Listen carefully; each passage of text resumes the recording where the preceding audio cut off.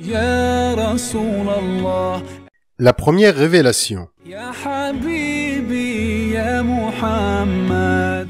Lorsque Muhammad sallallahu alayhi wa sallam eut ses 40 ans, l'âge de la perfection où, dit-on, les prophètes sont investis de la mission apostolique, les signes de la prophétie commencèrent à apparaître. Il s'agit des visions véridiques qu'il connut durant 6 mois et qui procèdent des 46 qualités de la prophétie. Lors du mois de Ramadan de la 3e année, Dieu voulut que sa miséricorde se répandît sur les habitants de la terre. Ainsi Muhammad sallallahu alayhi wa sallam fut-il honoré du prophétat et reçut les premiers versets du Coran. Entre parenthèses, Al-Bayhaqi a rapporté que le prophète sallallahu alayhi wa sallam avait eu des visions dans son sommeil pendant 6 mois. L'on peut dès lors en conclure que la première manifestation de la prophétie par les visions véridiques a eu lieu au mois de Rabi' al-Awwal, le mois de la naissance du prophète sallallahu alayhi wa sallam, quand celui-ci a atteint ses 40 ans. Quant au début de la révélation en état de veille, il se situe au mois de Ramadan. Des recherches approfondies ont permis de déterminer le jour de cette première révélation. Il s'agit de la nuit du lundi 21 du mois de Ramadan, c'est-à-dire le 10 août de l'an 610 de l'ère chrétienne. Le prophète sallallahu alayhi wa sallam était alors âgé de 40 ans, 6 mois et 12 jours, ou encore de 39 années grégoriennes, 3 mois et 22 jours. Les biographes du prophète sallallahu alayhi wa sallam divergent sur la date exacte du début de la révélation. Pour un groupe, il s'agirait du mois de Rabi' al-Awwal. Pour un autre groupe, ce serait plutôt le mois de Ramadan. Un troisième groupe soutient que c'est le mois de Rajab. Nous avons, quant à nous, indiqué ici la date qui nous semble être le plus probable. En effet, Dieu dit شهر رمضان الذي أنزل فيه القرآن هدى للناس وبينات من الهدى والفرقان. Le mois de Ramadan est celui durant lequel le Coran a été révélé. Coran, sourate 2, verset 185.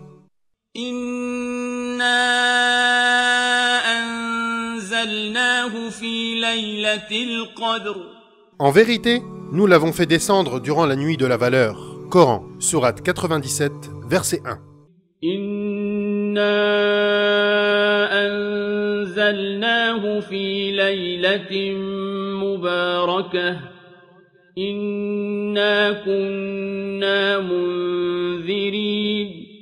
Or, l'on n'est pas sans savoir que Laylatul Qadr se trouve dans le mois de Ramadan. En vérité, nous l'avons fait descendre durant une nuit bénie. Certes, nous voulions lancer un avertissement. Coran, sourate 44, verset 3. Par ailleurs, le prophète sallallahu alayhi wa sallam se retirait dans la grotte de Hira durant le mois de Ramadan. Et c'est dans ce lieu que l'ange Gabriel, Jibril alayhi salam, vint le voir. Les positions des savants diffèrent ensuite sur le point de déterminer le jour où commença la révélation, pendant le mois de Ramadan. Ainsi, selon Ibn Ishaq et d'autres érudits, il s'agirait du 17e jour, tandis que d'autres doctes avancent la date du 7 ou du 18 de ce même mois. Nous penchons, quant à nous, pour la date du 21e du mois de Ramadan, car la majorité des biographes sont d'accord pour dire que le prophète sallallahu alayhi wa sallam a été envoyé un lundi.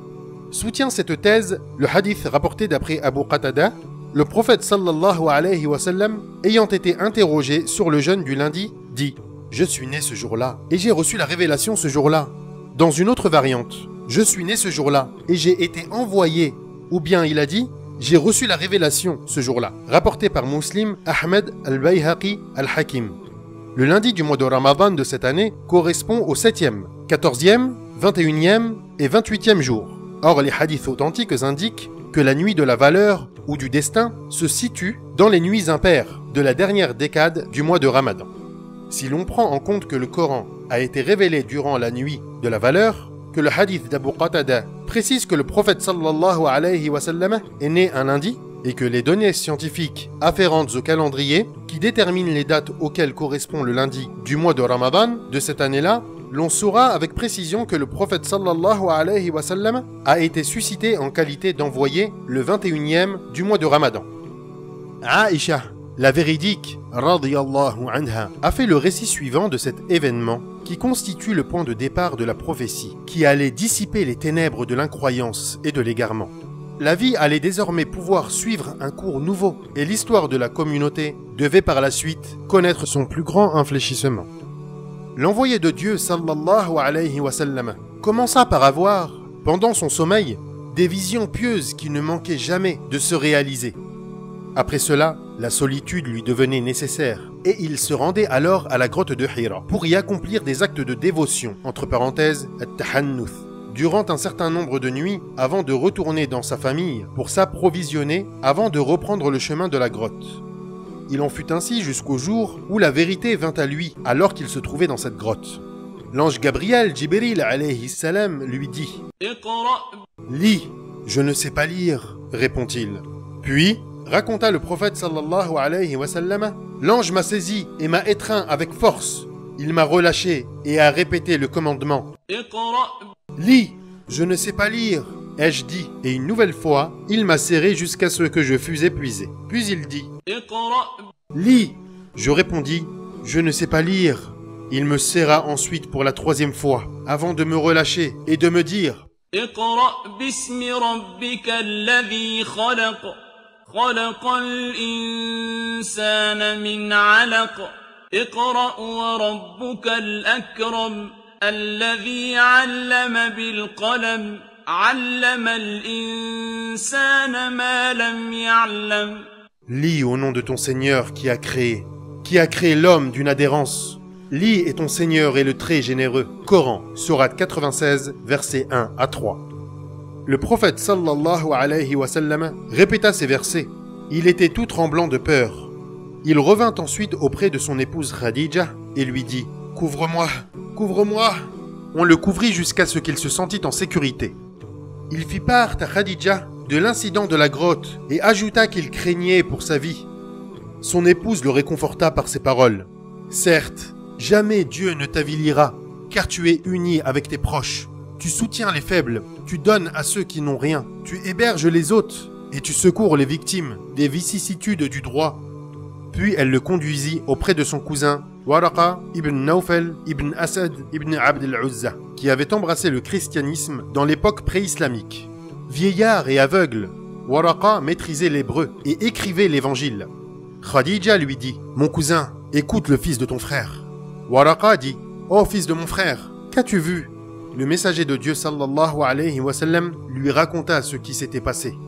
Waraqa répondit « Il s'agit de Namous, l'ange Gabriel, Jibril alayhi salam, que Dieu envoya autrefois à Moïse, Moussa alayhi salam, que j'aurais aimé être plus jeune, puisais-je vivre jusqu'au jour où ton peuple te bannira. » Le prophète sallallahu alayhi wa sallam demanda alors « Me chassera-t-on » Waraqa répondit par l'affirmative et dit « Jamais un homme n'a apporté ce que tu apportes sans être persécuté. Si je vis encore ce jour-là, je t'aiderai de toutes mes forces. » Après cela, Waraqa ne tarda pas à mourir et la révélation fut interrompue. At-Tabari et Ibn Hisham ont rapporté, quant à eux, que le messager de Dieu sallallahu alayhi wa sallam quitta la grotte de Hira après avoir été surpris par la révélation, mais qu'il y retourna pour poursuivre sa retraite. C'est ensuite qu'il revint à la Mecque. At-Tabari donne des indications sur les raisons qui ont poussé le prophète sallallahu alayhi wa sallam à quitter la grotte avant de la regagner. Après avoir relaté l'avènement de la révélation, le messager de Dieu sallallahu alayhi wa sallam a dit « S'il y avait des êtres que je détestais par-dessus tout, c'étaient les poètes et les aliénés. Je ne pouvais les regarder. Si jamais je disais mot de cela à Quraysh, l'on me traiterait jusqu'à la fin de mes jours de poète ou de fou. Dans ce cas, ma seule alternative était de grimper au sommet d'une montagne et de me jeter dans le vide pour mourir et soulager mon âme. Je suis alors monté vers un sommet, mais, à mi-chemin, j'ai entendu une voix du ciel me disant « Oh Muhammad, tu es le messager de Dieu, et je suis Gabriel, Jibril. » Je me suis arrêté et je l'ai regardé. Cette vision détourna mon attention de ce que j'avais l'intention de faire. Je demeurai sur place, comme paralysé. J'ai essayé de détourner mes yeux de lui, mais il couvrait tout l'horizon. Ainsi, suis-je resté là, sans bouger, jusqu'au moment où Khadija envoya quelqu'un me chercher. Ce dernier est parti à la Mecque, puis s'en est retourné tandis que j'étais toujours dans la même position. Gabriel, Jibril alayhi salam, disparut soudain, et je suis alors rentré auprès des miens. Me réfugiant auprès de Khadija, elle me demanda « Oh père d'Al-Qasim, où étais-tu? J'ai envoyé des gens te chercher. Ils sont allés jusqu'à la Mecque et sont revenus. » Je lui ai alors raconté ce que j'avais vu. Elle répondit, « Ô fils de mon oncle, réjouis-toi et sois ferme. Je jure par celui qui tient l'âme de Khadija entre ses mains que tu seras le prophète de cette communauté. » Puis, elle se leva, se rendit chez Waraqa et l'informa de l'événement. Waraqa dit, « Saint, saint, par Dieu, c'est le grand Amous, Jibril alayhi salam, qui venait à Moïse, Moussa alayhi salam. Il est certes le prophète de cette communauté. Dis-lui de tenir bon. » Revenue auprès de son mari, Khadija lui répéta les paroles de Waraqa. Lorsque le messager de Dieu sallallahu alayhi wa sallam eut terminé sa retraite spirituelle et qu'il fut revenu à la Mecque, il rencontra Waraqa, à qui il fit le récit de l'apparition de l'ange Gabriel, Jibril alayhi salam. Waraqa lui dit alors, « Par celui qui tient entre ses mains mon âme, tu es le prophète de cette communauté. Il t'est venu le grand Amous, Jibril alayhi salam qui vint autrefois trouver Moïse, Moussa alayhi salam. » حبيب سلام عليك صلوات الله عليك